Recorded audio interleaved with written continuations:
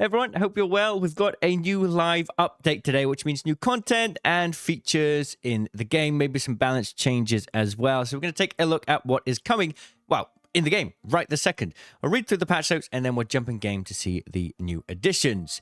Live update 1.33. So these are updates that are going out every 3 weeks now. Sometimes there'll be content, sometimes there'll be balance changes. Today, we're getting content.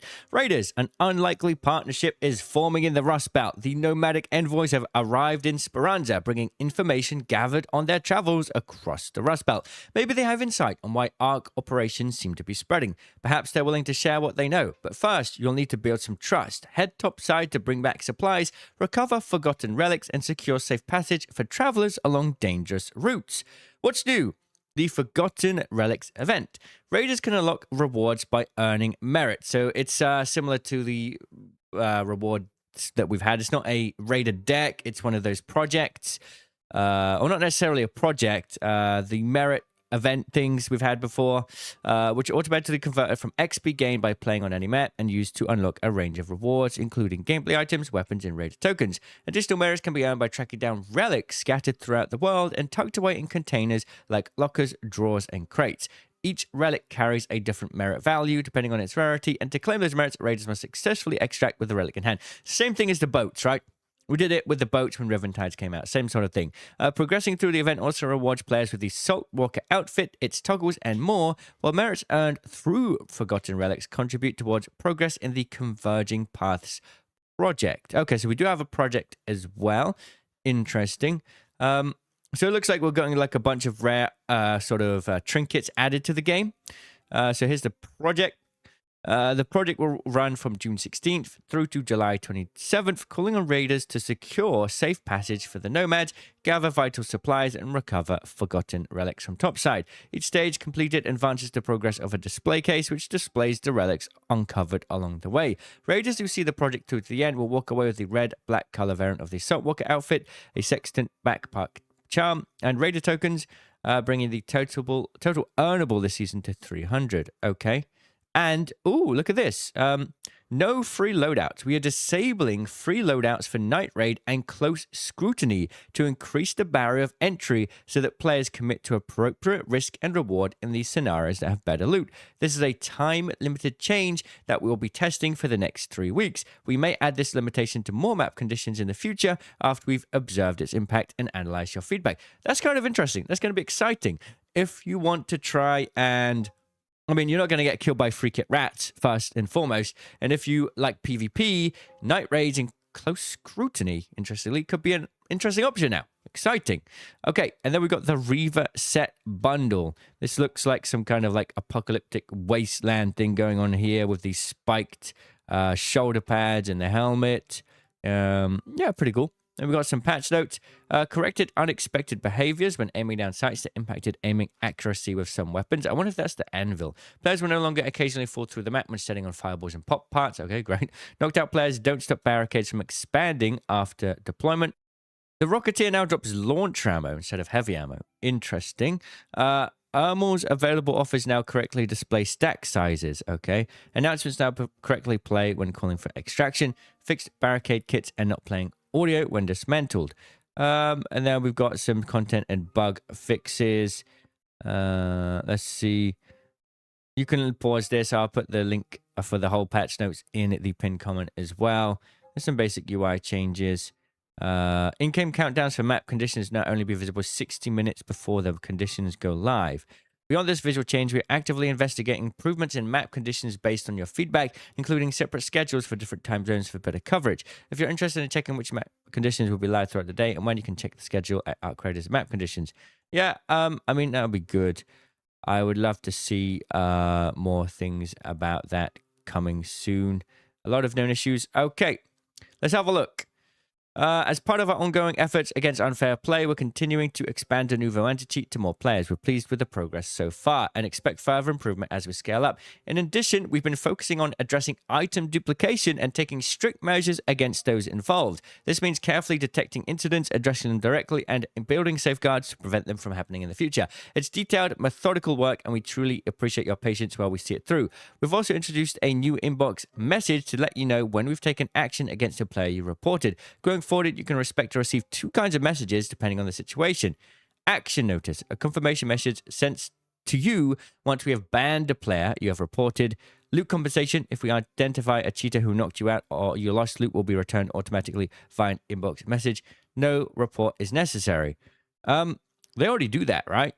So it's good to know that that action notice does mean that they're actually being banned. A lot of people think that when you get that action notice message, I'll show you in game in a minute, that it simply means that, you know, they've given them a strict warning or something. No, it does mean they've been banned. Okay, because the notifications are independent, you may receive both under certain circumstances. For example, if you report a cheater who also knocked you out, you could get both an action notice and your loot back. Yep. Our commitment to anti-cheat initiatives remains a top priority, and we keep you informed as we work to maintain a fair environment. We appreciate your ongoing feedback and reports, and we thank you for being a part of the incredible journey through Topside. Obviously, we got a bit of a road to October thing to talk about. Duplication thing, it's been a big problem in the community. They have been banning them actively. There are still people who are basically doing the dupe glitch, trying to sell their gear. Their account gets banned, and they'll just make another account and do it again. So it's still an ongoing issue. They're not as free to dupe stuff as they were before, but they are still slipping through the cracks. And the main problem is there are still large organizations with masses of stacks of accounts filled with gear still ready to sell. They need to hit those hard before the economy really feels some differences, to be honest. Okay. Let's have a look through the road to October. As you all probably know by now, October is going to mark our biggest update yet. Most of the Arc Raiders team are focused on building the new map, bringing Arc to life, playing new routes of progression, writing quests, testing weapons, and yes, recording new instruments. We know this is a quieter period. We know that this quieter period is taking some getting used to, and we completely understand the desire for more things to do in the game.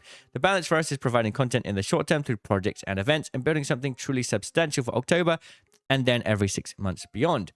Because of the way we now distinguish live updates and content updates, we're able to create a genuinely exciting experience in the fall. Additionally, our dedicated live service team is able to react to more issues, bugs, and better test balance changes in the game, which will continue to improve the overall health of Arc Raiders. Please continue to leave feedback and share your suggestions. We're constantly adapting and always looking to improve. We have more things coming throughout the summer and in the run-up to Throws and Trail. That work is far from over. So expect these sort of like small events coming every few weeks. 3 weeks is the live update schedule. Every 3 weeks, we may not get a big event like this. Well, let's say big event, you know, an event like this every 3 weeks, but we'll get some kind of addition to the game. Let's jump in and see what those additions are like. Here we go. So, Nomadic Envoys, they've changed the screen and put a skull and a trinket. A group of curiously dressed arrivals has been observed on the piazza, rigging a makeshift shelter from bolts of fabric and braided rope. Okay, let's jump into the game and see what is going on. Aha, new in Arc Raiders. So, yeah, just like we saw, we got the Forgotten Relics event, the Converging Paths project, and an offer from Ermal. Interesting. And we've got the Reaver set, which is like a DLC pack. Okay, so it comes with the bundle, and you get the Raider tokens with it as well. These are pretty decently valued if you don't have the Raider tokens already, to be honest. So we've got a few different color schemes here. We can take off and on the armor. It doesn't really change much. The collar can come on and off. So that's what the armor looks like. Now it's clearer. You can do the helmet without horns. With the gas mask. With the visor. Okay. Yeah, there's a few different options here. That's pretty cool. This looks pretty crazy. You can also have it without the helmet as well. Yeah, decent amount of customization. And guess what? They put all of the on options on the same side. Can't believe it. They finally did it. And then we've got some things like that. Okay, what if we just take everything off? Oh, look at that. That's pretty cool. Yeah, this is actually quite a lot of customization in this skin. Can't lie. Pretty cool. We've also got the chittering teeth and the soldier backpack. That's quite a clean one, actually. Looking for more like normal backpacks that are just like this kind of color scheme. Okay, and the Converging Paths and the Forgotten Relics. Let's have a look. So, this is the event. With our cooperation spreading across the Rust Belt, the nomads have agreed to share their knowledge in exchange for support. Raiders are needed to gather supplies, recover relics, and help secure safe passages for nomads traveling through dangerous route. So if we start that... oh, okay, interesting. We've got different challenges. So we need to deal damage to arc enemies in the swamp. And then we've got to get a train model, a vintage steering wheel, air freshener, arc thermo lining. The third page, we need a sextant, an equatorial sundial, metal brackets, arc performance steel, a tellurian, a elephant obelisk, a light bulb, and an arc coolant. Okay.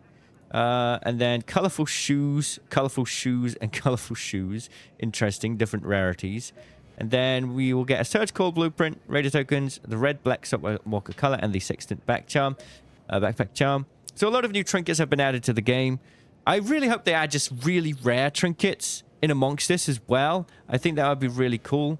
You got a Bobcat 2, a photo cloak, a augment, some utility items. Okay. And then we have the Forgotten Relics merit thing. So these are all of the items here. We can see their value. So it's pretty much the same. We've got the Legendary are worth 10k. The Trinket Epics are worth 7k. The Blues are worth 3k. The Common is 1k. The Uncommon is 2k. So, you know, it's cool. We got more collectibles to find, I suppose. But I don't know. Like, I would like super rare items. I think that would be really fun. I know this Arc Raid is more of a casual game, but I just think that would be cool. So we got the new skin in here as well. This is basically the unlockable one. There's a lot of customization here as well. We've got a tribal face paint. Okay. Just going through this fairly quickly, and at the end we can see the different options. 3 different colors. That's a pretty cool skin as well, to be honest. And then we got the Skull Pantomime emote. Okay. Hey, watch it. Right. Interesting. Yeah, so basically if you find a bunch of these, you can unlock this really fast if you just find all of these really quickly, to be honest. Then if we go to the trader, the Nomadic Envoy will have new items in about 3.5 hours. We saw on the previous blog post about what those will be. That is the update. Oh, also, of course, we Night Raid and Close Scrutiny are custom kits only, so that's pretty cool. It's good to see stuff coming to the game, even though, you know, the big update is coming in October. At least they're getting some stuff out there. I still feel like it would be really cool to have some super rare items to collect. I think that would be really fun. I imagine this is not going to be that rare. Just, you know, it's kind of like it's there to engage every player. So, yeah, let's be honest. That's probably there. I guess they'll do these kind of things similar. It just feels like a copy of the boat thing, basically. But hey, something to do. Kind of cool. And I'm looking forward to trying Night Raids now. That's going to be exciting. Let me know what you think of the update, and I'll see you all in the comments. Cheerio.